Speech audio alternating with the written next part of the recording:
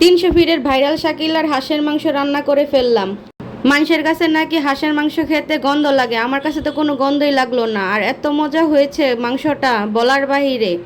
এই দেখুন কত মজা করে খাচ্ছি আমি। এইভাবে যদি রান্না করতে চান তাহলে এই রেসিপিটা দেখুন এখনই।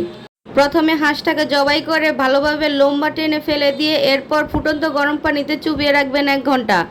এরপর দেখবেন সব কিছু সিদ্ধ হয়ে গেছে ভিতরের। সত্যি সত্যি আমি বোকামি কাজটা করেছি, এর জন্য আমার হাঁসগুলো সিদ্ধ হয়ে গেছে। দেখুন কিভাবে সাদা হয়ে রয়েছে। যাই হোক, ভালোই হয়েছে। তো এটাতে দিয়ে দিব পরিমাণ মতো পেঁয়াজ, দিয়ে দিব 4-5টা কাঁচামরিচ। আমি এখানে আস্ত কাঁচামরিচ দিয়ে দিয়েছি, আপনারা চাইলে কেটেও দিতে পারেন, যার যেমন পছন্দ তেমন ভাবেই দিবেন। দিয়ে দিব পরিমাণ মতো আদা বাটা, দিয়ে দিব পরিমাণ মতো রসুন বাটা। আর এগুলো পরিমাণ মতো করেই দিতে হবে, আর না হলে গন্ধ আসবে মাংস থেকে। আর দিয়ে দিব পরিমাণ মতো লবণ। আর লবণটা যার যার স্বাদ অনুযায়ী দিবেন, লবণটা পরে দিলেও চলে, সমস্যা নেই।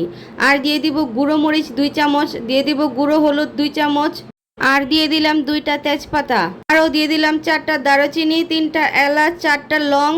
লং বলতে বোঝায় ওই যে ফুল মশলাটা।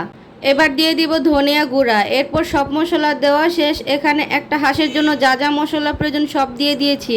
আর এখানে পরিমাণ মতো তেল দিতে হবে, আমি তেলটা দিয়ে দিয়েছি।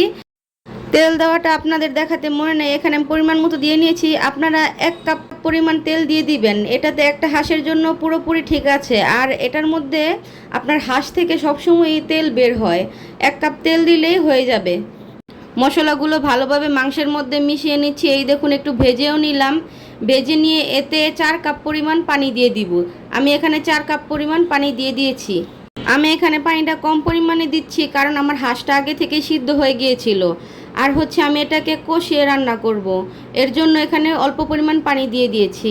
আর হাঁসের মাংস হচ্ছে কখনো ঝোল খায় না, এটাকে একবারে কষিয়ে কষিয়ে রান্না করতে হয়, এটাতে কোনো পরিমাণ পানি থাকবেই না। এবার এটা আমার ভালোভাবে মেশানো হয়ে গেছে, এটা আমি এখন ঢেকে দেব। 20 মিনিট পর এটা আমি আবার ঢাকনাটা উঠিয়ে দেখব।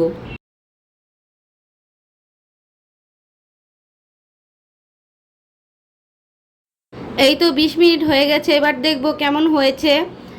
এই তো দেখুন কত সুন্দর একটা কালার এসেছে, এখানে অনেক পরিমাণ পানি রয়েছে। তো এগুলো একটু ভালোভাবে নেড়ে চেড়ে দিব যাতে নিচে না লেগে যায়, কারণ নিচে লাগার সম্ভাবনা আছে। এবার নেড়ে চেড়ে এটাকে আমি আবার ঢেকে দিব। 10 মিনিট পরে আবার ফিরে আসতেছি।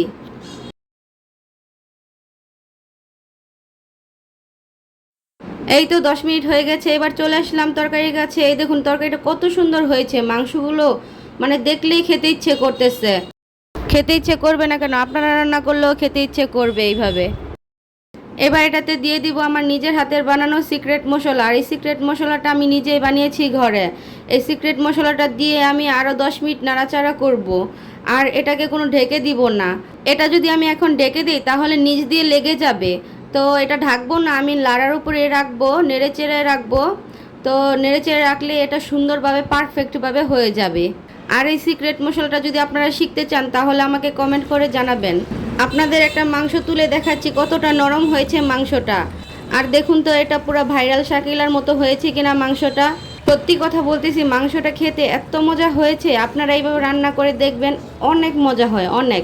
আল্লাহ হাফেজ, দেখা হবে পরের ভিডিওতে।